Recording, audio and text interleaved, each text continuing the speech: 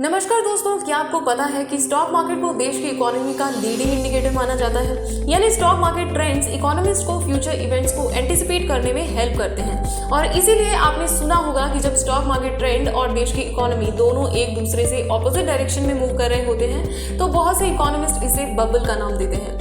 इसे एक बात तो पता चलती है कि स्टॉक मार्केट किसी भी देश की इकोनॉमी का एक इंपॉर्टेंट हिस्सा होता है, लेकिन फिर भी हम में से बहुत से लोग स्टॉक मार्केट में इन्वेस्ट करने से डरते हैं और ऐसा परसेप्शन रखते हैं कि शेयर बाजार is a place either for scamsters और फॉर द एक्सपर्ट्स। सो इन्हीं सब मिथ्स को ब्रेक करेंगे आज के इस वीडियो में।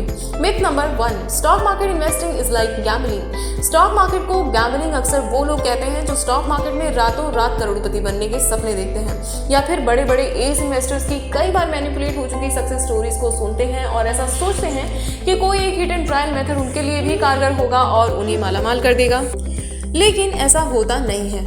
और गैम्बलिंग की जहाँ तक बात है तो इसे ऐसे समझते हैं, मान लीजिए आप किसी कंपनी में बिना किसी रिसर्च या उसका बैकग्राउंड जाने इन्वेस्ट कर देते हैं। आप ऐसा 2 बार करते हैं, एक बार तो आपका पैसा डबल हो जाता है और दूसरी बार सारा का सारा डूब जाता है। वहीं जब थर्ड टाइम आप कोई ट्रेड लेते हैं तो आप कंपनी के बारे में रिसर्च करते हैं, उसके फाइनेंसेस, मैनेजमेंट और बिजनेस के बारे में जानकारी इकट्ठा करते हैं और सब कुछ समझने के बाद आप उसमें इन्वेस्ट करते हैं।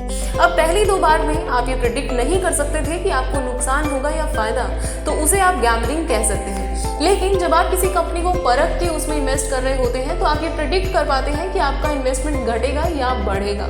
यानी अगर आप इन्फॉर्म्ड डिसीजंस लेते हैं तो स्टॉक मार्केट गैम्बलिंग बिल्कुल भी नहीं है। It's just about taking calculated risk. Myth number 2, you need a lot of money to start investing in stock market. अब of course you need money to make money. आपको पैसा बनाने के लिए पैसा चाहिए होता है, बट बहुत सारा नहीं भी है तो भी आप स्टॉक मार्केट में इन्वेस्ट कर सकते हैं। ये डिपेंड करता है कि आपको कितने रुपए का शेयर लेना है। आप चाहें तो 1000 रुपए से भी शुरुआत कर सकते हैं और किसी अच्छी कंपनी के 2-4 शेयर्स लेकर रख सकते हैं और हर महीने अगर आप ये हजार भी इन्वेस्ट करते रहते हैं तो भी at the end of the year आप एक अच्छा अमाउंट एक्यूमुलेट कर पाएंगे।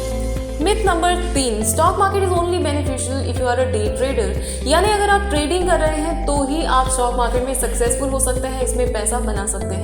ऐसा भी नहीं है। जितने भी बड़े बड़े इन्वेस्टर हुए हैं वो चाहे इंडिया के हों या इंडिया के बाहर के हों, सभी लॉन्ग टर्म इन्वेस्टिंग को ही अपना सक्सेस मंत्रा बताते हैं। इनफैक्ट ट्रेडर्स यानी जो इंट्राडे ट्रेड करते हैं they lose more money in the market than a long term investor. इसलिए डे ट्रेडर बनने से कहीं बेटर रूट होता है इन्वेस्टिंग का अगर आप लॉन्ग टर्म वेल्थ बिल्डिंग करना चाहते हैं तो। और इसी से जुड़ा मिथ है हमारा मिथ नंबर 4 और वो ये कि स्टॉक मार्केट को अगर आप फुल टाइम करियर के तौर पर लें तो आप इसमें ज़्यादा पैसा बना पाएंगे। ऐसा भी बिल्कुल नहीं है। जो भी लोग ये दावा करते हैं कि वो फुल टाइम बस ट्रेडिंग करके ही कमाते हैं, उनके बारे में आपको एक चीज़ जान लेनी चाहिए कि उन्हें भी कुछ टाइम तक इसे केवल पार्ट टाइम ही करना पड़ा होगा, क्योंकि अगर आप बिना इसे सीखे फुल टाइम ट्रेडर बनने की सोचेंगे तो you may and up losing all of your money. Myth number 5, you need to be an expert in the stock market to invest in it. अब स्टॉक मार्केट में लोग 2 तरह से इन्वेस्ट करते हैं, एक ट्रेडिंग और दूसरा इन्वेस्टिंग। अब आप कहेंगे कि प्रीवियस पॉइंट में मैंने कहा कि आपको एक्सपर्ट होने की ज़रूरत है। तो जैसा कि मैंने कहा कि इन्वेस्टिंग 2 तरीके से होती है, एक ट्रेडिंग और दूसरा इन्वेस्टिंग। ट्रेडिंग होती है जब कोई शॉर्ट टर्म कॉल्स लेता है, स्पेशली इंट्राडे, यानी एक ही दिन में एक कंपनी के शेयर्स को खरीदना और बेचना।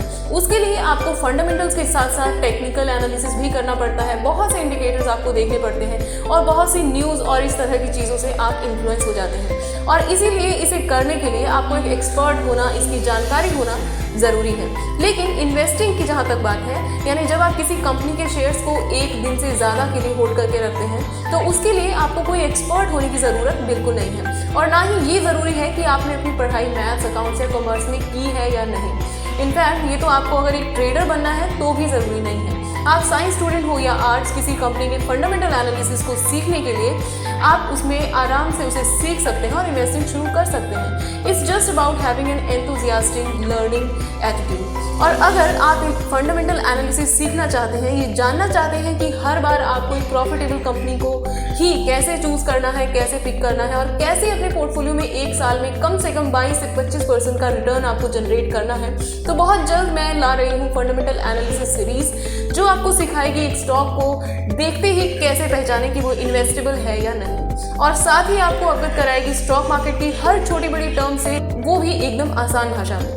अगर आप एक स्टूडेंट हैं, हाउसवाइफ हैं, पार्ट टाइम जॉब ढूंढ रहे हैं या मेरी तरह एक स्टॉक मार्केट एंथुसियास्ट और लर्नर हैं, तो ये सारी जो ये सीरीज है ये बिल्कुल आपके लिए ही बनी है। आपके लिए ही है और इसीलिए चैनल को सब्सक्राइब जरूर कर लें। और किसी भी क्वेरी के लिए आप हमें मेल कर सकते हैं waveschool.in@gmail.com पर। फिलहाल इस वीडियो में इतना ही। Happy investing.